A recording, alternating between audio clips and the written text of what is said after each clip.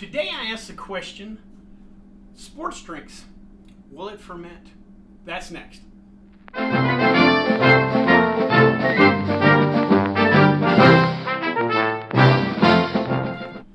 So today is the second video of our series, Will It Ferment, where we basically look at different beverages you can buy at your local grocery stores, what have you, and we see if we can ferment it and turn it into alcohol. Today we're going to go with sports drinks. You guys can see I've got my fermenter and my airlock, everything sanitizing while we speak to get ready. When I use the term sports drinks, I'm talking about Gatorade, Powerade, anything formulated to help either rehydrate or maintain hydration, you know, when you're in the gym working out. The particular sports drink I picked today was the old school lemon lime Gatorade that I grew up with. Real quick, let's go over our list of ingredients that will tell us part of the story. We have water, sugar, dextrose, citric acid, salt, sodium citrate, monopotassium phosphate, gum arabic, glycerol ester of rosin, natural flavor, doesn't say what flavor it is, just says natural flavor, and yellow 5, I presume food coloring yellow number 5. Real funny on the natural flavor thing, on the bottom of the bottle right below the lemon lime tag it says naturally flavored with other natural flavors. Sure, whatever that means. So real quick, let's go through some of these ingredients and what they may or may not mean to us. First, dextrose. That's corn sugar. Real plain and simple. Dextrose actually does get used in brewing a decent bit. A good example is something referred to sometimes as high gravity lager, or if you want to make a malt liquor. Generally, it's a standard ale recipe. They just add adjuncts, which adjuncts is pretty much any other sugar that's besides barley or barley, wheat, the malted grains. Any other sugar you add into it, into brewing, so referred to as an adjunct, and that's what dextrose is. Sodium citrate. Sodium citrate is a sodium salt of citric acid. We already have citric acid salt in there. Again, these are formulated for hydration, and salt, as the bird knows, helps you retain fluid. So that makes sense. Next, monopotassium phosphate. That's another salt that's used in sports drinks. I think it is both in Powerade and Gatorade. So again, another salt. We're trying to retain fluids. Makes sense. Gum arabic, aka acacia gum.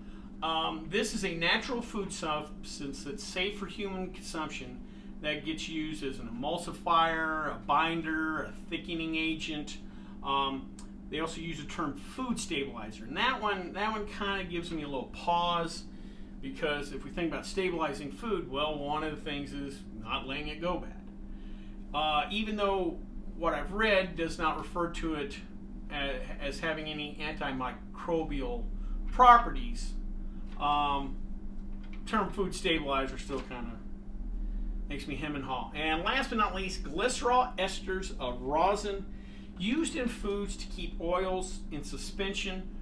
Nowhere here does it actually mention the term oil. I wonder if the natural flavor or the food coloring is some kind of oil base, and that's why they have to put this in to stabilize it. Don't know. But so far, one good thing I do see is I don't see the term preservative. None of these ingredients were referred to as a preservative or having any antimicrobial properties, which, remember, we're yeast is a microorganism. We need it to grow, so we're wanting to avoid any preservative or anything with antimicrobial properties. So far, we look like we might be clear. Who knows? So let's go to the first thing we need to do, and that is hydrometer reading.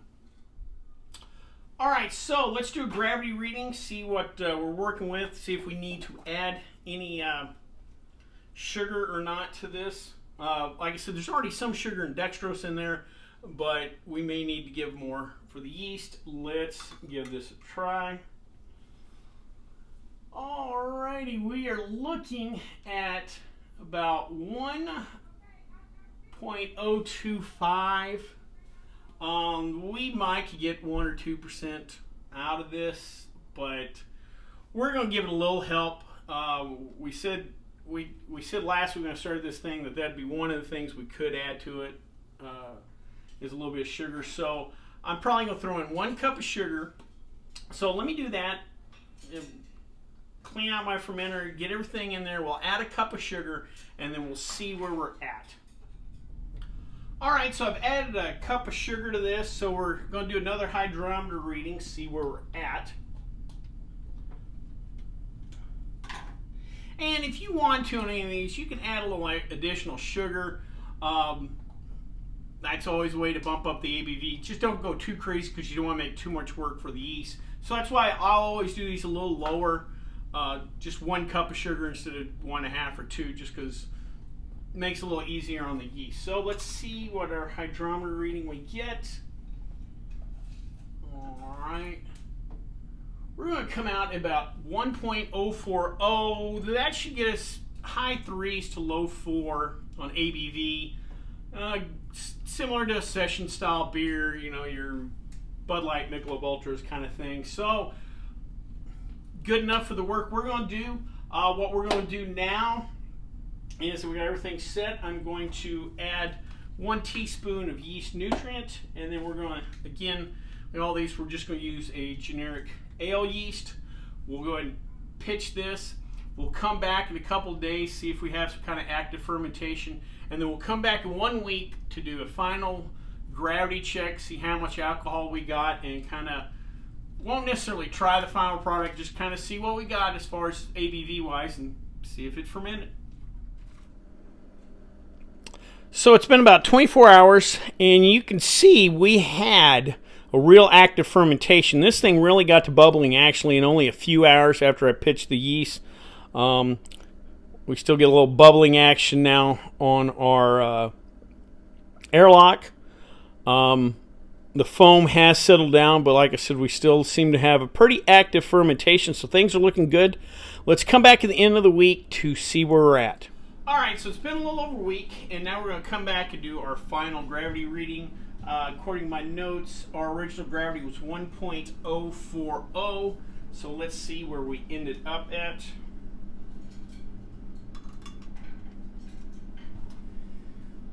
We are going to end up at around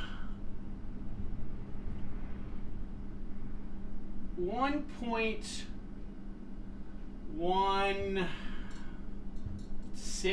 I'm going to say 1.006. That's going to get us around 4% alcohol by volume.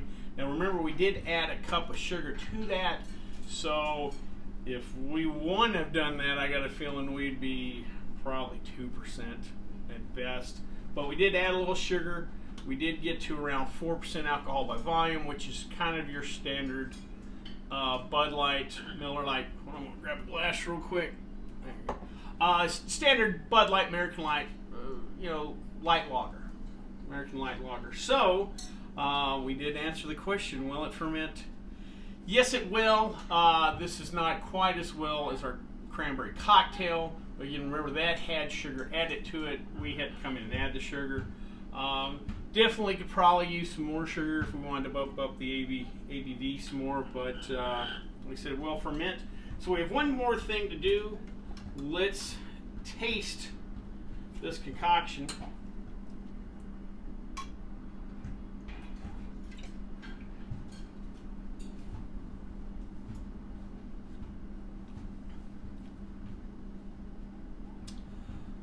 Boy, there's not much there taste-wise. Kind of bland.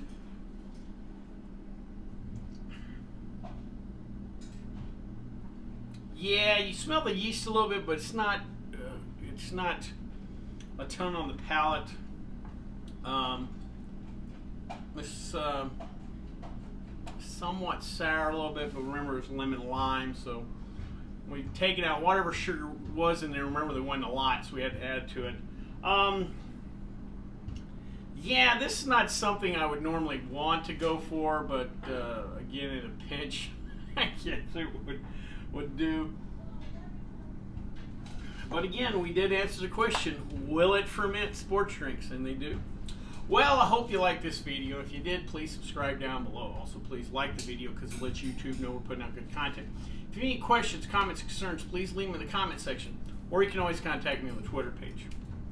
Well, until next time, bottoms up.